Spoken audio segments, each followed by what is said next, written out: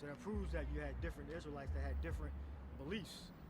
So Apollos didn't have everything together. You know? And you know Priscilla had to be in order, because there's no way. And he was a Jew. That's probably tribe of Judah. That was probably a Judite woman.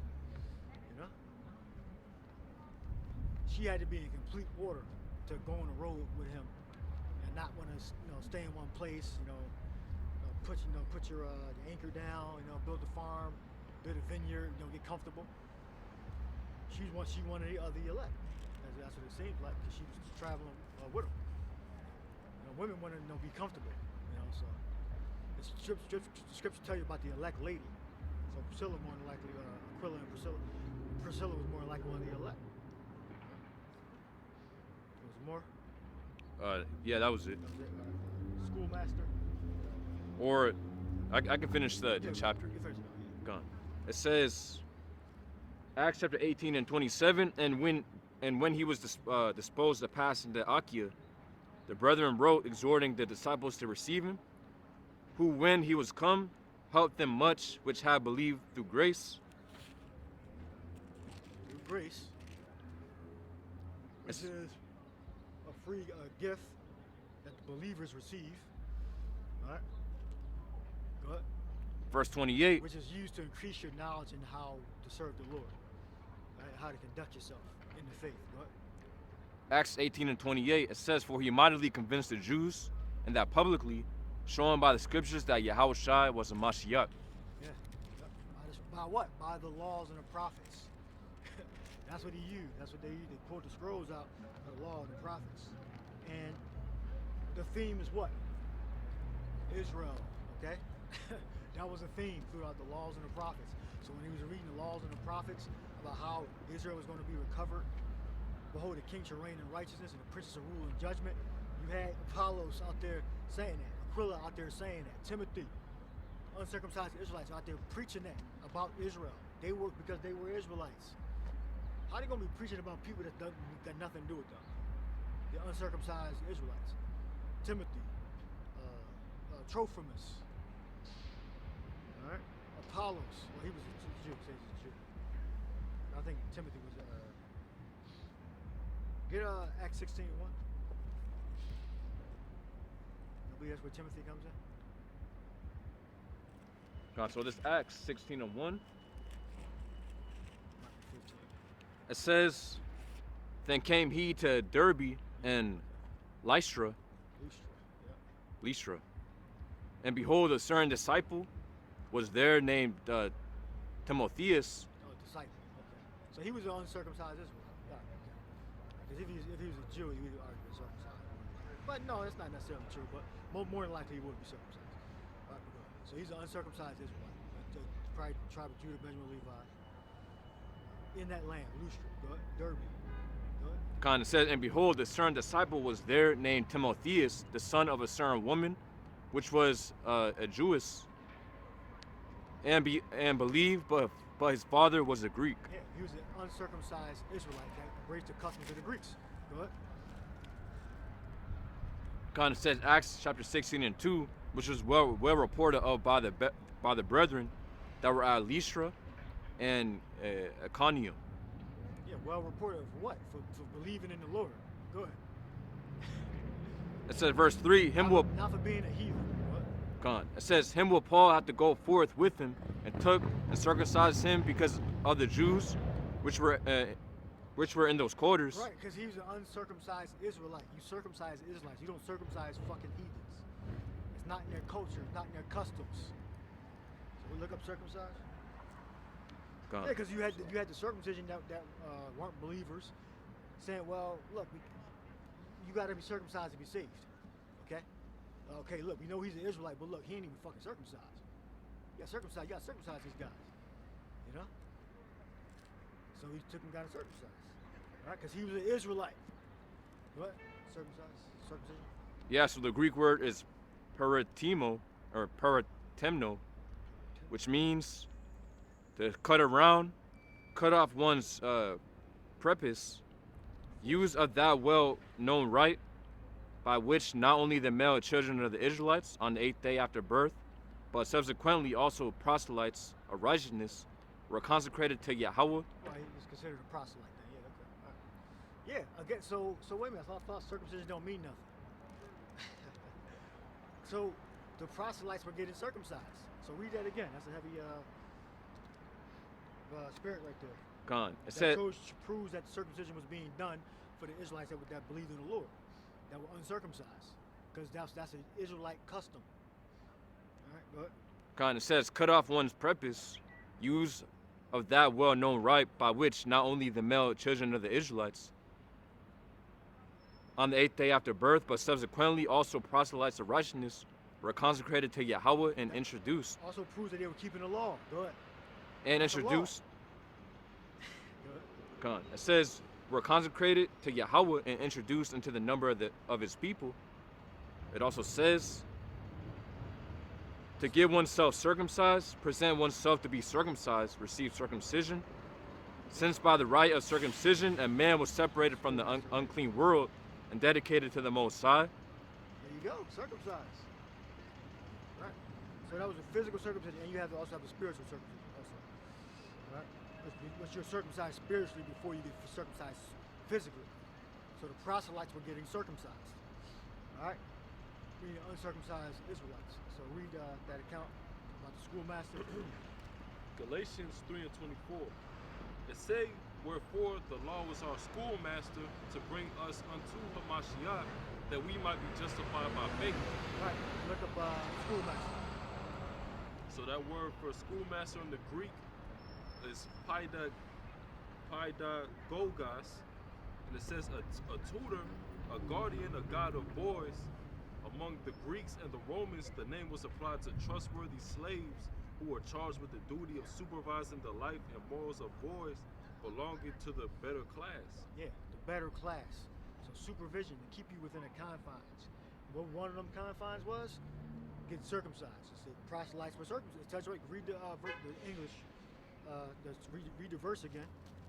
You know, so you can't say, oh, you don't got to get circumcised.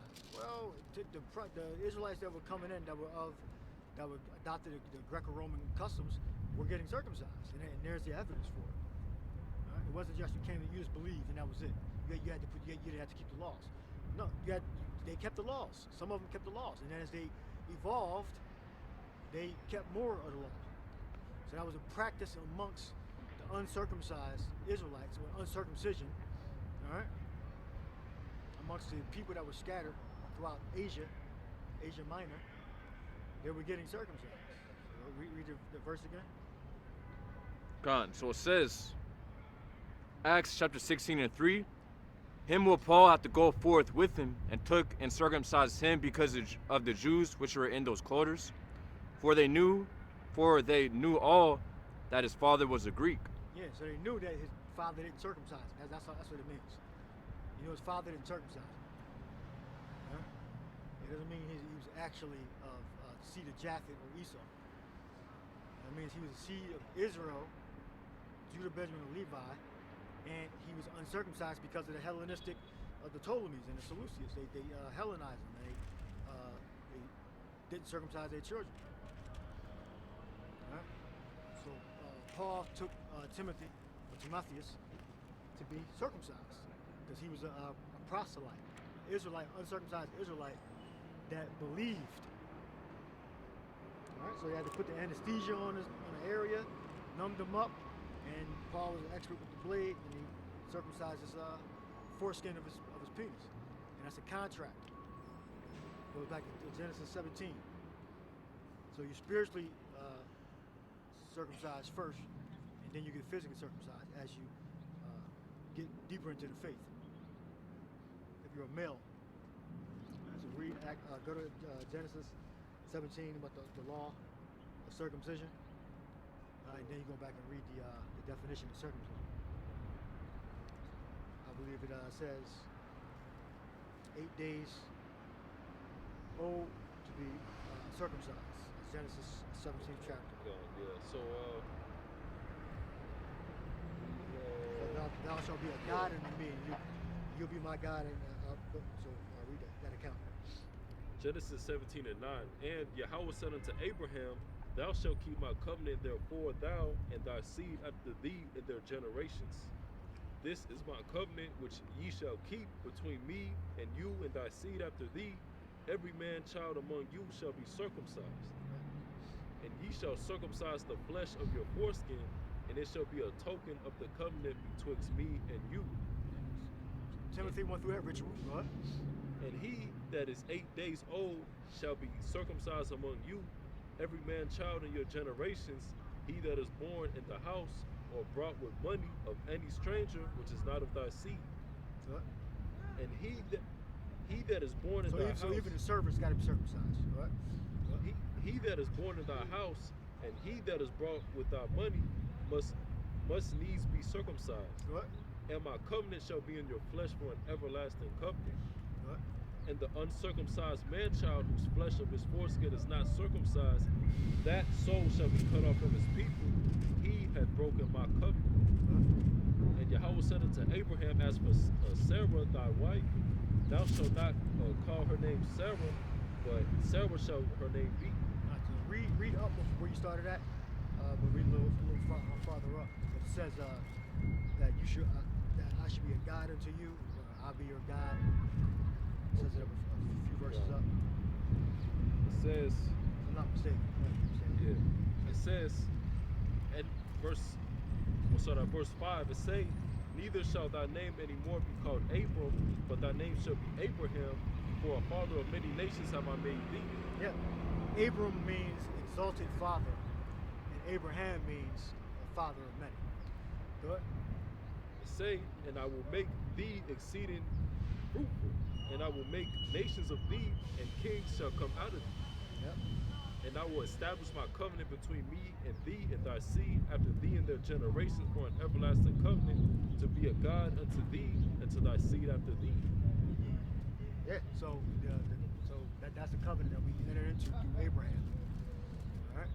So it proves that the converts that were uncircumcised kept the law. All right. Was the example or the definition the brother has brought up. And Timothy being a prime example.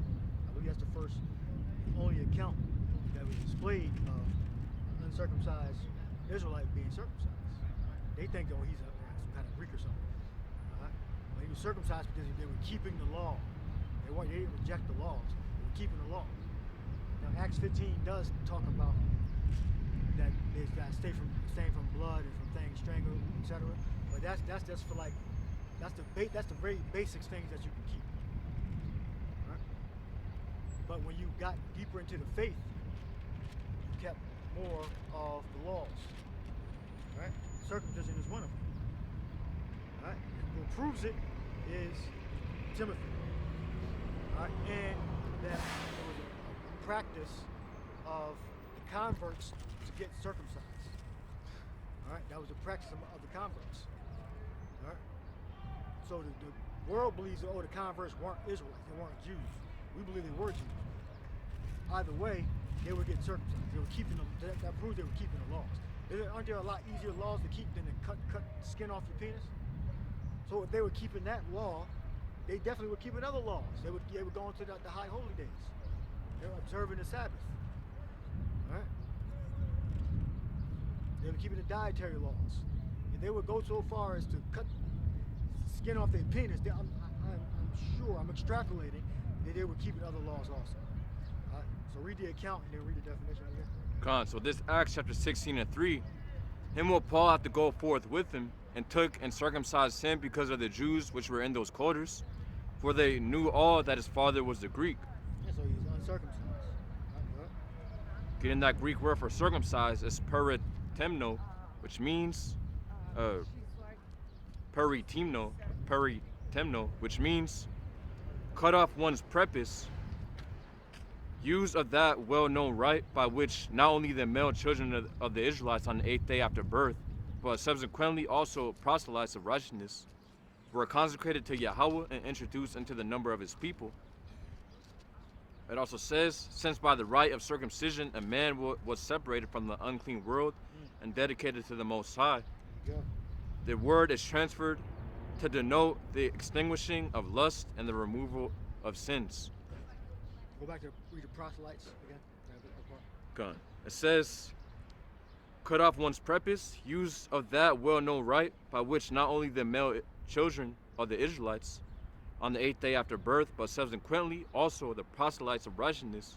Proselytes of righteousness. Yep.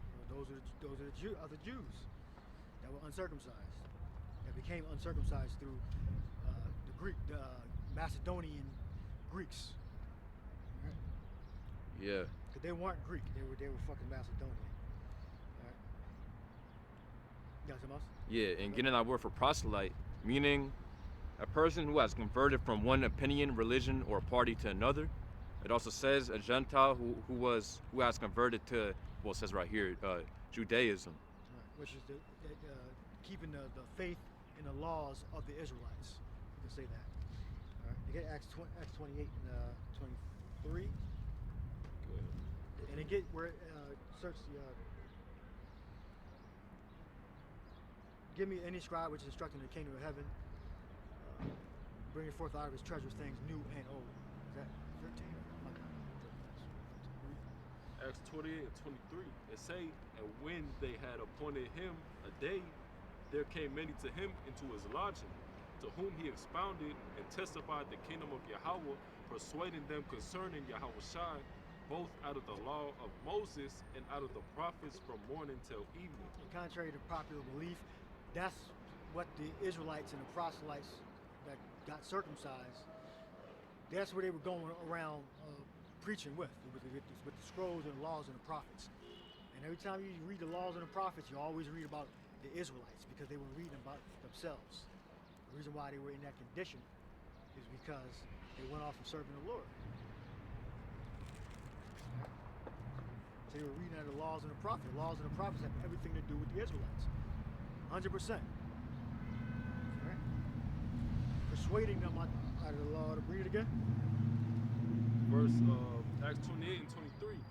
And when they had appointed him a day, there came many to him into his lodging, to whom he expounded and testified the kingdom of Yahweh, persuading them concerning Yahweh Shai, both out of the law of Moses and out of the prophets from morning till evening. Morning to evening. So we'll restore again the kingdom to Israel. All right, what did I tell you yet?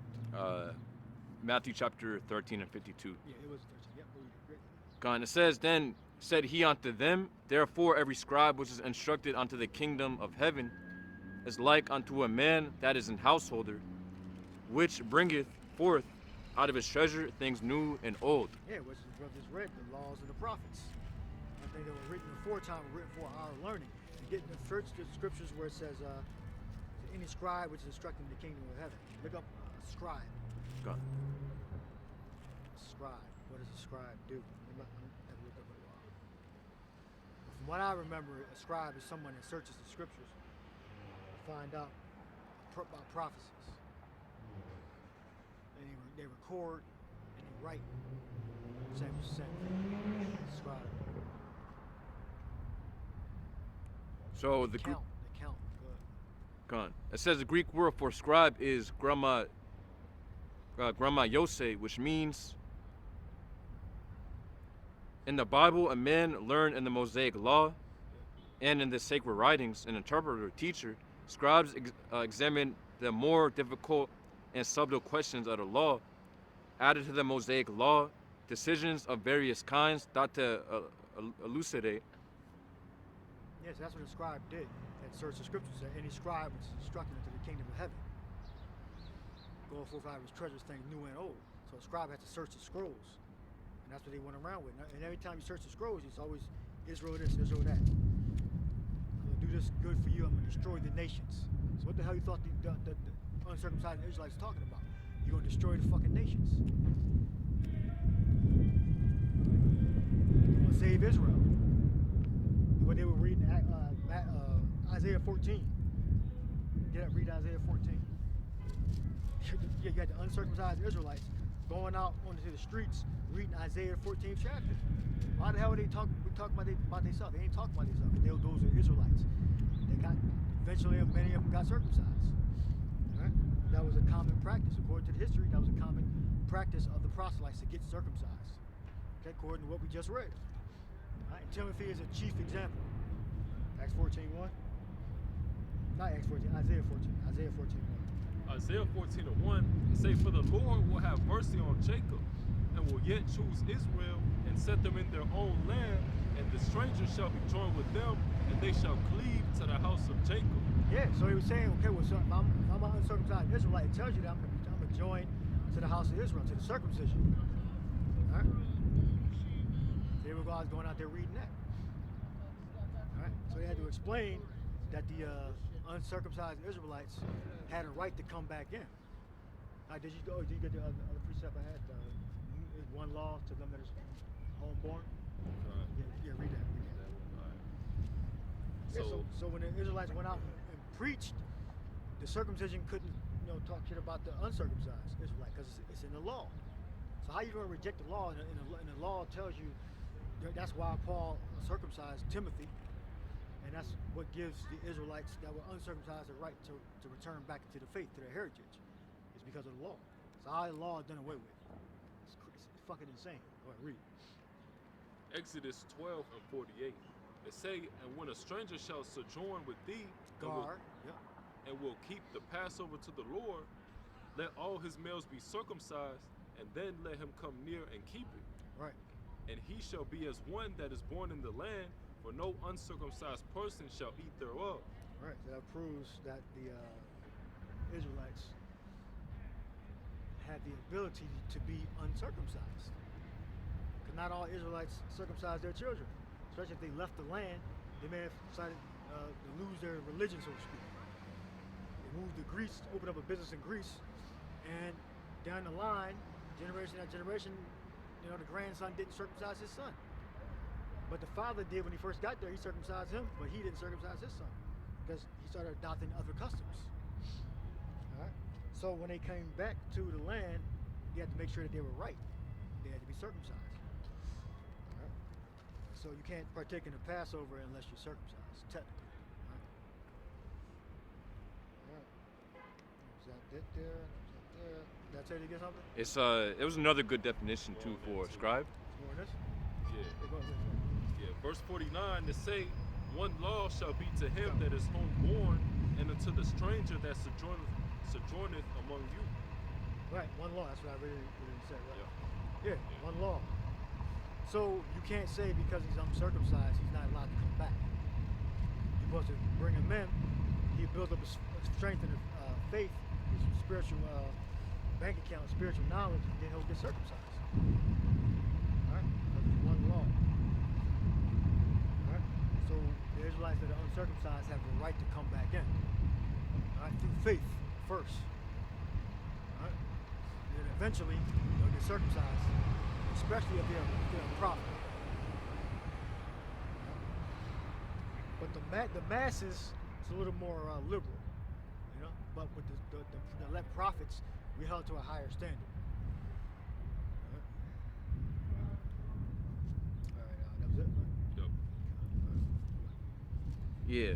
So to read it again, it says Matthew chapter 13:52. Then said he unto them, "Therefore every scribe which is instructed unto the kingdom of heaven is like unto a man that is an householder, which bringeth forth out of his treasure things new and old."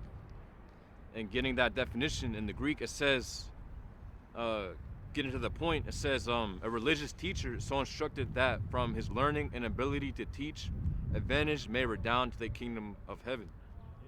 Yeah, because the scribes and Pharisees knew that Yahushua was the guy because he fit the description, but they were jealous, And not all the scribes and Pharisees didn't believe. Some of them were actual believers,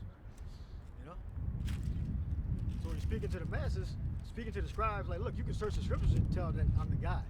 Yahushua was him. But they were experts, so they had no excuse. Like the masses, they had somewhat of an excuse, even though they went to the so-called church or whatever, so they knew about the prophecies.